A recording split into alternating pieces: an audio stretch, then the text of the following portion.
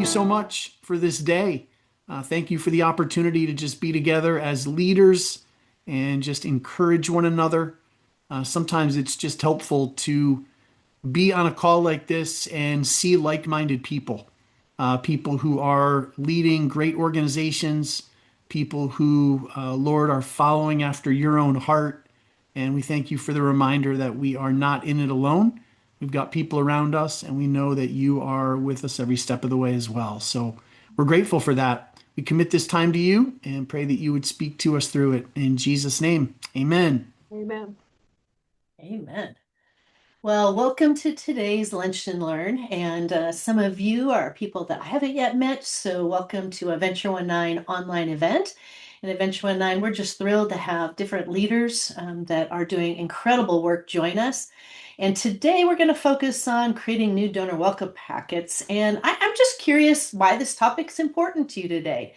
And so I want to encourage you to think about that. I mean, obviously, you set apart some time in your day, even if you're eating lunch, which is totally appropriate. Why are you here? Why are you investing your time today on this topic? And what do you want to gain from that? And maybe even the idea of what's at stake that you might lose if you aren't thinking about this. So, because I'm curious about this, I would love it if any of you would share why it's important for you to be here in the chat. I mean, feel free to just type that in.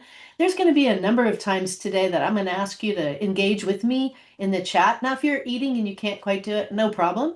But one of the benefits of the Venture 19 community is we do learn from each other. I'm definitely not the smartest person in the room right now.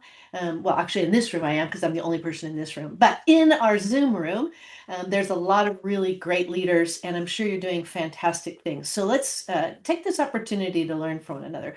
So love that. This is a great way of saying it, Michael, because I don't know what I don't know. That is great. And so I think this is an important one for us to learn about. And we're working specifically on new donor retention. Always looking for new ideas. Excellent. So, Mary Ellen, when we go through this, if there's some new ideas that you have that you're doing that's working, I'm going to invite you to share those as we go along. Love learning from others and getting new ideas. Excellent. Building a whole new donor community and want to engage them well. Love that, Melissa. I think, Melissa, you're a brand new, well, not brand new. You've been doing this for a little bit in that org as the new executive director. I think that's correct. And so you're building things up. Love that. Never made a new donor packet. I'm currently in the process of making them for our organization, and I need all the tips I can get. Awesome. And I'm always looking for new donor ideas and want to formalize guest packets. And because I want to immediately engage new donors and help them know how much we appreciate their partnership. Gosh, you guys did awesome. I know this is the most from right in the beginning that I've seen. So, I just kind of, my thing scrolled a little fast, but get new donors engage our ministry in a meaningful way and currently creating new donor drip campaigns and want to see how we can support that. Excellent. Love all of that. Thank you guys for sharing that. You can see that there are a lot of people thinking about this topic in important ways. And so let's just celebrate. Somewhere along the line, you've gained some new financial partners. Many of you said you have that. So let's just say, praise God, we got some new folks there, AKA donors. And so we want to celebrate that you have them and ask the big question, do you want to keep them? Well, of course you do. If you you wouldn't be here today if that wasn't one of your thoughts. So we just want to confirm that that's the goal of why we're doing this, is that we want to engage our new donors in that effective way. And some of you said that and go, what makes this kind of idea of a new donor packet an effective way? I am going to take a couple of minutes because I want to really highlight the importance of this. So I know we're talking about how to, but you've already invested, and new donor acquisition is an investment. It doesn't happen automatically. You've done a lot of different things. And so with that investment, what's the point of an investment? It's having a return. And with new donors, that means that you're keeping them engaged for the long haul. That's what we want to do. Now, in the chat, if you've done some things that you think are really effective, type in there, what are you doing to keep your new donors? So these are kind of like your best tips of what kinds of things do you do to keep a new donor. So type that in there. I'm not going to read them, but you can read them from each other because this is such an important thought of what do we do to get that return on our investment to keep people engaged for the long haul. And as you're typing those ideas in there, because you want to share all your best ideas, I wanted to highlight really, in addition to the time you've invested, there is a dollar amount that comes with that. Maybe you know the dollar amount. I was really surprised because when I was first involved in fundraising, we used to say that it cost $250 to get a new donor. I love that this new stat is way lower than that, which I think has to do with the online world that we're now living in. But statistically, it's $49 for a new donor using all methods. So, however you're doing that, because gaining a new donor typically isn't just a one method thing, it takes a variety of ways. And if you're only using email, they are projecting, they've said that it's cost $21, which really means that you've sent a lot of emails because emails are free. And it's as low as the return rate for email responses is really low. It's 1 to 2%. So you're doing a lot of work, and this probably is not included your time if you're the executive director. Now, some of you are saying, "What? I'm not getting paid for an exec," because I know some of you are volunteers and some of you are being paid. So that can adjust quite a bit. But look at this. It's not free what you're doing, and it takes your time and energy, it takes your money, and we want to be intentional to develop these new people into long-term lasting partners. So these are brand new stats. Maybe you've already heard some of these stats, or maybe you've just lived them. But when you look at the first point there, it's nonprofit retention rates are on an average about 45%.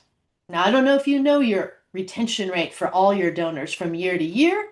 If you don't, I want to encourage you to find that out. It's a really important metric to know. Are you keeping the people that you have year after year? How many of them are staying? But high performing organizations are 75% retention rate. And I know some of you, I've talked with you, you're in the 80s and 90s, which isn't uncommon in faith based. So that's really important to just know generally what are our overall retention rates. But why we're here today is the second one and why it's in red. First time donors, look at this stat. Yes, it's dim. It's almost depressing, but the first time donors retention rate on an average in our industry is only 19%. That is really dim. And so we can see this is a challenge. You can bring someone on, but when you're working with them and if you just turn them over, then you're spending a lot of time and energy and you're losing people almost as fast as they're coming in. But look at this one little note that's added on to this stat here is what does it cost to retain a donor? Look at it. It's 2 to 5 times lower than acquiring a new one. So the wisdom of spending your time on figuring out how do we keep the people that we have is really wise. It says you are investing in the right direction because you don't want to have to just churn through new donor after new donor. You want to keep the people you've got. So you're wise. You're here today. It's all about relationships. Why did new donors stay? And let me just ask you that. Why do you stay? Why do you keep giving in your organization, your time as an employee, your money, because I know many of you also give to your own organization. Why do you stay? For many donors, they would say they want to be valued, they want to be included, they want to know that the organization that they're giving to is trustworthy, they're getting the job done, they're making an impact, they're connected to that mission, they feel like this is important. And they're believing that when we do this together, we're actually making a difference. Most people in their charitable giving significantly want to make a difference. And so, what are you willing to do to build these kinds of lasting relationships? And I would say it doesn't take an enormous amount of your time, but it does take intentionality. And that's what new donor welcome packets that we send are really critical. I wish someone would have told me this when I first started fundraising in the early 90s. Fundraising without a retention plan is like trying to fill a bucket of water with holes in it. That's that 19% retention rate. It's not helpful. So, do you know how many new donors you got last year in 2025? How many new donors did you have? How many new donors have you gained since the beginning of this year, or maybe even this month? I would say if you know those numbers, how many new donors you've gained in 2026 so far, put them in the chat because we'll celebrate with you. Woo, you've got some new donors already. So if you've got 5 new donors this year, if you've got 50, whatever it is, throw it into the chat and we're going to go, yay. Now, let's do the best thing possible to keep them. I know that I'm kind of preaching to the choir here, right? The why behind this is a lot of slides for the why. But I wanted to catch you all into this bigger plan. That when we think about retention, we really want to say, how do we create an intentional new donor journey or an engagement plan? And that's from day one to, and many people will go out 90 days and say, what does that new donor retention plan look like? And I'm going to show you an example of one of that in just a second. But in doing that, in order to have a really significant, effective retention plan, you have to think of it from the donor's perspective, not from our perspective. That's probably one of the biggest mistakes that we can make is thinking about it from how do we keep them to what is it that would keep that, why would they want to stay? And thinking about it from their perspective, not from our perspective as an organization, and then do everything we can to make that communication with them personable, noting who they are and why they joined and how do we connect to them to build that long-term relationship. These are simple strategies and these are the ways that you can invest to be effective in your retention plan. So what do new ministry partners really want? I call these the 4 C's. First thing, clarity. So what does that mean? It says, do I really believe in what you're doing? And if I do, and I can say, I think that what you're doing is really important, that's what people want to be confident in. And second thing, confidence is that because I think this is important, I joined your organization, I'm giving to you, I made a good decision. So they need to have that confidence that you are the type of organization that I can trust because you're getting the job done and you're impacting lives. The next thing is connection. And this is not a small expectation. People don't want to just feel like they are a number, like they are just an ATM machine that you just get more and more money from. They want to know that they're a part of something meaningful, that they really are connected into your organization. They know how to connect and how to even connect even in the future, which is leading to the clear next steps is what can I do to participate beyond my giving? How do I, if I really believe in this and this organization is doing great things, how can I continue to grow with this organization? So these are the things we want to keep in mind as we're looking at building this plan, a stewardship plan, and particularly the welcome packet that we would send out is they want clarity, confidence, connection, and clear next steps. So here we go. As you think about new donors, there are a few basics, and I'm just going to highlight this quickly to say, checklist. Do you send an auto receipt with a genuine thank you? Now, there's one organization, and they're not represented here today, but it's Makers of Care. When I get their monthly receipt, I read it. It's one of the few ones that I honestly will read because, number one, they're very you focused. You just made an impact on a caregiver's life. 90% of the time, there's a message that says, wow, my gift just made a difference. And I'm always curious what they're going to say. And it's slightly different. It's warm, it's genuine, and it's connected to the fact that I gave and I continue to give. So, what is it that you say with your receipt that is a genuine thank you to a new donor? Does it recognize that? That should be an automatic.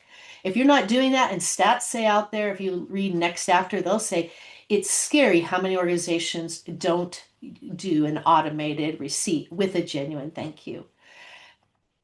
The next thing is a challenge in 24 to 48 hours to either make a phone call or send a text that says thank you and recognizing them as a new donor. Then some of you said, hey, I'm doing a drip campaign. So a drip campaign typically is an email welcome series that is automated. And if you're doing that, congrats on that. We have a great training that was done earlier, actually a couple of them. We had one that GoTen Bobby did that was about drip campaigns and one that I did about welcome series. So if you want to know more about an email welcome series, you can look at those. And then today, what we're focused on is the new donor welcome packet snail mail version of that. So, you may be saying, why would I send to something snail mail? That's a great question. And we're going to answer that in just a second. So I promised you that we would look at a 90-day engagement plan or a donor journey plan. And this is something, a broader strategy that I think that this welcome series fits into. And you can see on here, there are 8 clear touch points. Now, eight's not a magic number. You might want to have four, when you're first starting out. 4 clear touch points is better than none. So I would start with something and go, first day, the donation received, you send a receipt that has a great thank you with it. The next day, either a phone call or a text by somebody. And the reason I wanted you to think about how many new donors you've already had this year is for most of us, it's not in the dozens. It's actually a manageable number.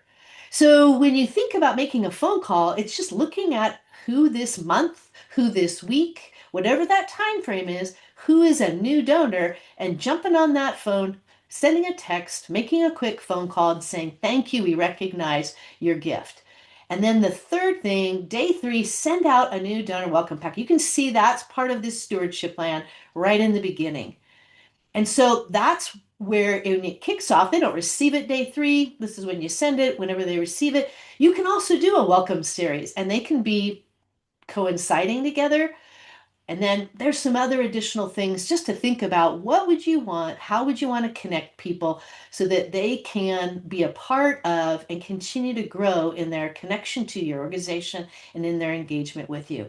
That's going to likely keep them long term because the number of orgs that do this, that have a clear new donor engagement plan for 30 days or 90 days, is very minimal. So if you're doing something like this, you're going to stand out. Now, why snail mail welcome packet? That's a great question. So this is kind of a way to double down on your investment of bringing in a new donor because you want to cut through the noise. Now think about it. I don't know about you, but in the last 5 years, the number of emails that I get, both professionally and personally, are more than I can handle. And so I've got more emails unread in my inbox from great organizations that I give to, that I care about, but I just don't have enough time. And typically they say you have 3 seconds to catch their attention by your subject line to see if someone will read it, and 30 seconds when they open it to capture their attention to say, am I going to read it all or read part of it? So when you think about all that you're getting in email, and then think about your snail mail, what do you get? Which mail, not email, which snail mails do you open and read? And which ones do you not open and read and throw away? And which ones you just even open to check it out? So that's when we talk about noise. Where's the most noise, email or snail mail? And stats are now saying people are welcoming snail mail because they don't ever get good snail mail. They get bills, they get junk mail. But when they get something that is positive, that is encouraging, that is connected to what they care about, they will open it and they will pay attention to it. So that's a way to stand out. Because if you're doing this, not many people are doing it currently. And so it's an investment, but it also is saying, hey, let's stand out. And I see more chats coming in. Haven't read them all, so I'll stop in just a minute at the end of this slide and see if there's some questions we want to touch on. But you want to make people feel seen and known. And so when they get something in the mail and they actually read it, now they can engage and go, oh, this is specific to me because I am a new giver. So it begins to help them feel like, oh, you noticed I'm a new giver. I'm not just one of the numbers. It's specific to what I just did and I'm new. It helps them also connect with your impact because you're going to send them things and get things in their hands that they might not have opened up if you put it in an email. You don't want to send a whole bunch of attachments in an email. Very rarely will people open it. But if you send it in the mail, your impact report or something, a story, people are going to read it and they're going to go, oh, look what they're doing. So you get a little bit more time with them and you are able to help validate the decision that they made to become a financial partner with you. So these things happen at a much more, they give you more time. And when you are going through all of these things, the likelihood of it making an impact on them and standing out is significantly increased from just sending an email. and it gives them something to be able to put their hands on. All right, Jonathan, is there anything? I know that there was a bunch of chat things jumping in. Anything that we need to highlight so far here? No, we've been keeping up with everything.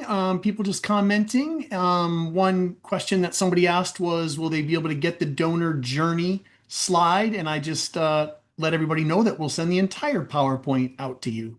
So you will have all of the information as well. But no, just comments of people answering the questions that you have thrown out. And so far, we're rocking and rolling. Okay, great. Last week I listened to a podcast and they were talking about how do we spend our time. And, when we talk about investing your time is important.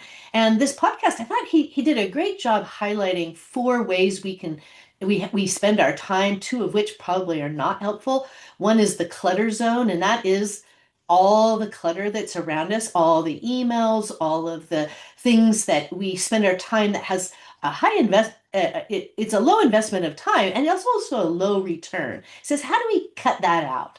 And I'm like, okay, so as a leader, what do you spend your time on? Maybe not the clutter. I would not call a snail mail welcome packet a clutter activity. How do you reduce burnout zone? That's high investment of time with a low return. That's not this because you're talking about this is going to give a high return. Then he highlighted a dream zone that says, how do you dream? You have a low investment. You can sit down in 15 to 30 minutes, but get a high reward. And I would say outlining that 30, 60-day, 90-day plan is a great dream zone plan. But what we're talking today fits, I believe, in the multiplication zone. This is where you have high investment and a high reward. It's saying if I put something together like this and I can stand out, I can cut through the noise, people feel seen and valued, then that return on investment is likely to bring about people that are going to stay with you, not just 1 year, 2 years, but for the long haul. So I would say this is a great activity that is in the multiplication zone of how you can spend and invest your time. So what do we include? Now we're getting into the nuts and bolts here. What do we put in a new donor welcome packet that we would send out? First thing is a very relational versus informational. So it's not just dumping information, but it's relational, personable, authentic, genuine, not formal. Welcome to our community letter. And so, what makes it that way? Well, you want to recognize that they're new to your community. Don't miss this up to. Don't make a generic one that's just thank you for your gift. If you miss that they're new, then they don't feel seen. So you really want this to be targeted to the brand new people and say, hey, thank you for becoming a part of our community. You want to use lots of yous. Welcome them, say, you have made a difference. You've made a good decision. Really focus on who they are and not just talk about you as an organization and what great work the organization does, but focus on who they are and the decision they've made, the impact their gift is going to be making. Personal, warm, not polished. This is where you want to sound like a real human being on the other side that cares. You don't want this to make it seem like it's a form letter. It's from a real person, sent by a real person, preferably the face of the ministry, which I would guess is most of you here. Remind them why their gift matters. What is the difference that it is already going to be making? And then cast the vision for what they became a part of. What are they joining? What's this community that is making a lasting difference in different people's lives and a sincere thank you? These are the kinds of things in a letter that is going to make people go, wow, okay, that stands out. And I'm going to give you some examples, real life examples, very shortly. Second thing, a brochure about your mission, what you're doing, your mission, why you do it, your programs. And if you don't have a brochure, that's okay. You don't have to have a polished anything, but you can put something easily together that's from your website or take something you already currently have. What do you do? What's the problem you're solving? Who do you serve? So they have something now that they can look back at and learn from. So this is something you leave in their hands. That's why sending it by snail mail is powerful. A most recent impact report. So whenever you send one out, you get a brand new donor, send them whatever your most recent impact report was and highlight that. So how do you measure success? What are the things you say make the work you do impacting lives, changing lives, solving the problem that you exist to solve? So, what are the before and after stories? What are some quotes, visual stats? So, if you have an impact report, include that in there. It's not that it needs to be shiny and professional. It needs to be high impact focused. Again, think of it from the new donor's perspective. If there's an infographic you have about homelessness or about hunger, that's a great thing to include in your impact report or in this doc in what you've got. Now, we're not going to overwhelm them. You're going to see what this actually looks like in a minute. But here's something else that you might include in your packet. What comes next? So I'm a brand new donor. I don't know how this works. What do I do? Okay, I gave you a gift. How do I contact you if you have questions? What are my opportunities to learn more? What can you expect from us as an organization to you that we're going to honor your gift? We're going to steward it and make every dollar go as far as possible. And then even an invitation of how they can continue to connect, come see more, come experience more, so that you can say, come and invite them. We're inviting you to be a part of something. So using that word invitation says you now, as an organization, as a leader, are not only thanking them for the gift, but you're inviting them to come closer. And an invitation sometimes is so hard to pass up. So you're going to keep inviting them to come and be a part of the work that you're doing. And then I love this. If you're going to spend the money for postage, add something that you've got already.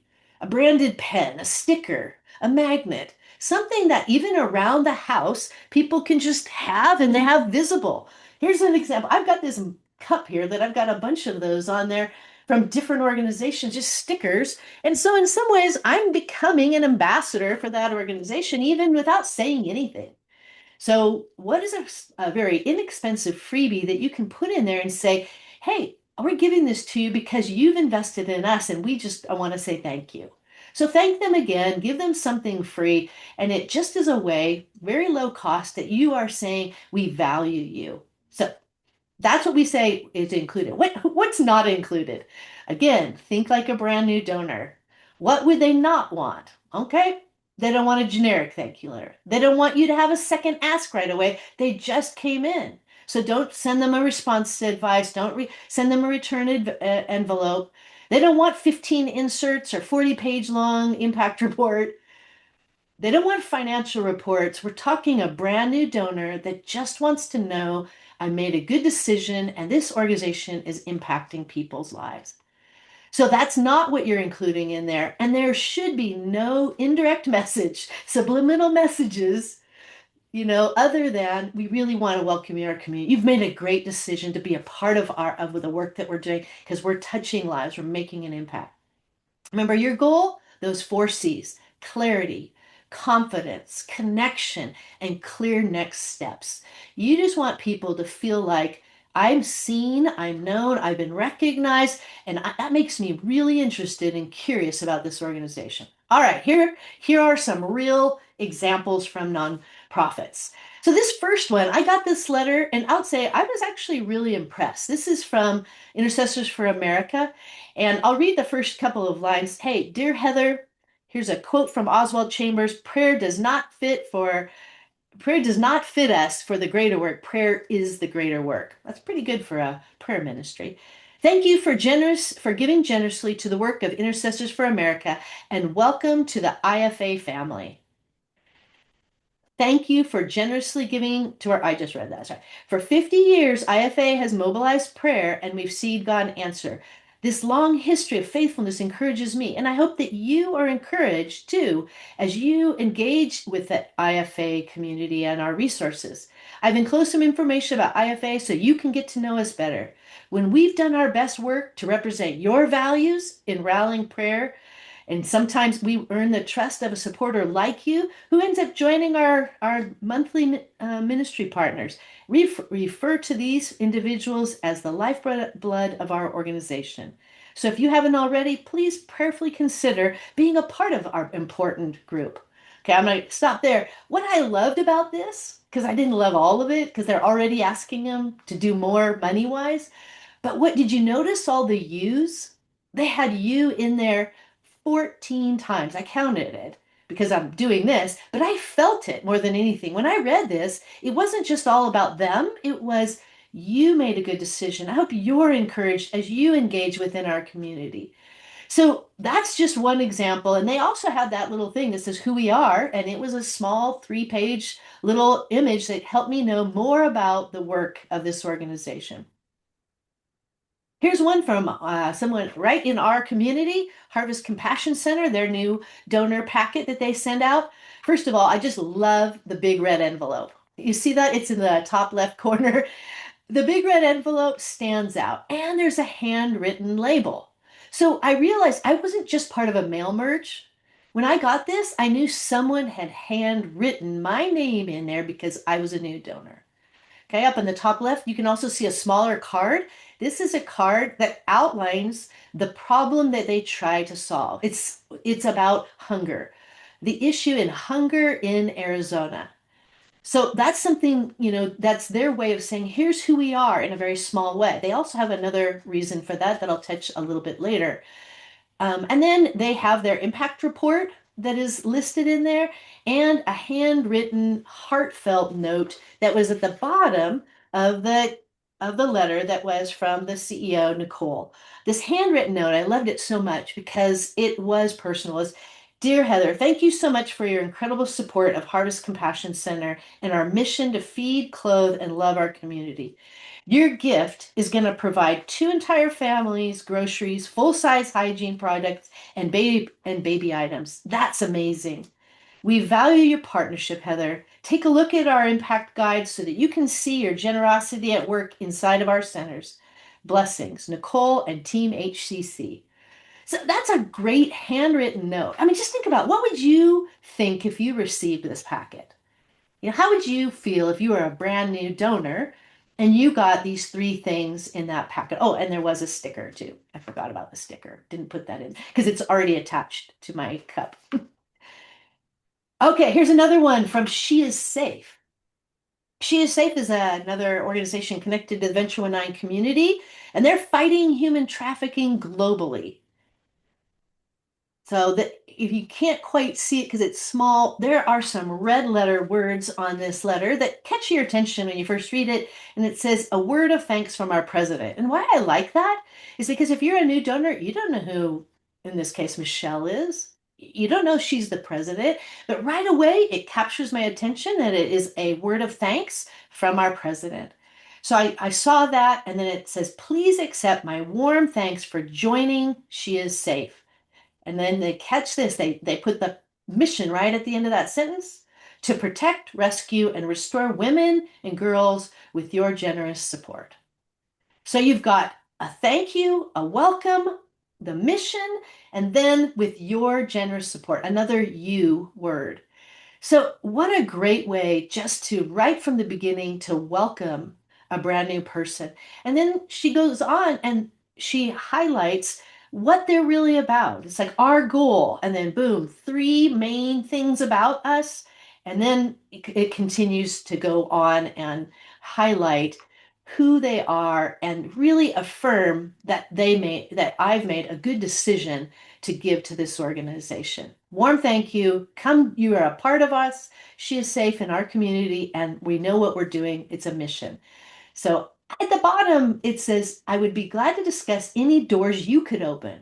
What I love about this is, sometimes being a donor in a nonprofit, it's like going to a church and like you have 3 options. You can, in a church setting, you can come and you can be a greeter, you can help with the children's program, or you could become an usher. Like there's 3 things, but there's people with incredible capacity. And so we think about what do we offer people? And I love that she says, if you can open new doors, contact me. Thanks for keeping those who are underserved on your, it's not your year, on your heart, in your prayers and plans. And I love that that's her heart is thank you for doing that. Thanking me for the fact that I care about these potential women that could be trafficked. So you can get the feel of what these kinds of letters and things might include. Here's a little bit more from other great organizations in Venture 9, what they've told us. I like this one is share a recent story that moved you. This is a great thing to add in your letter. And specifically, if it touched you, if it's real and it really did touch you, it will come through. What moved you? Because we know storytelling, especially the storytelling of one person, is really powerful, especially if it's recent and it is personal. So include that in your letter. Include that card. So not only does Harvest do that, but Hope Women's Center, they always include a card. It's a little bit bigger than a business card because they want to not only say, here's what we do, but make that something that you could actually give to a woman in need of their services. So they're empowering them to be an ambassador to go out and go, hey, you may want this if they know somebody that would want to use the services that Hope Women's Center provides. And then the last thing is that invite, come and see. Include that in your letter, include it as an invitation, as one of the things in your welcome packet. This is a secret sauce for many of us. When people actually come to our centers and see what we're doing, or you show a video, send them to a link to a video, come and see and experience it. It's another touch point that helps them say, wow, I didn't know you did all of that. And so always include that invitation to come and see. Okay, maybe at this point you're saying, Heather, this seems like a lot. Yes, there are a lot of ideas. You don't have to do all of them. But just think, what would a simple welcome packet do to help connect your new donors to you for the long haul?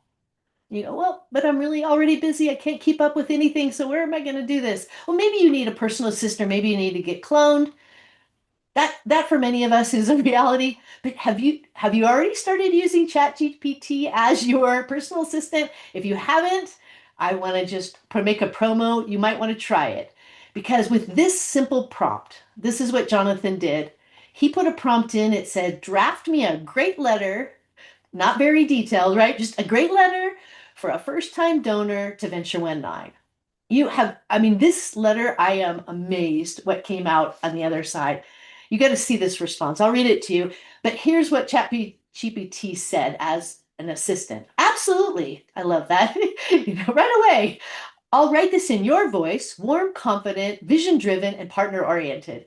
So now Jonathan already has been using his ChatGPT, so his assistant knows his voice, knows his tone, knows Venture 19. So a little bit of work will get you in that same result, but listen to this letter.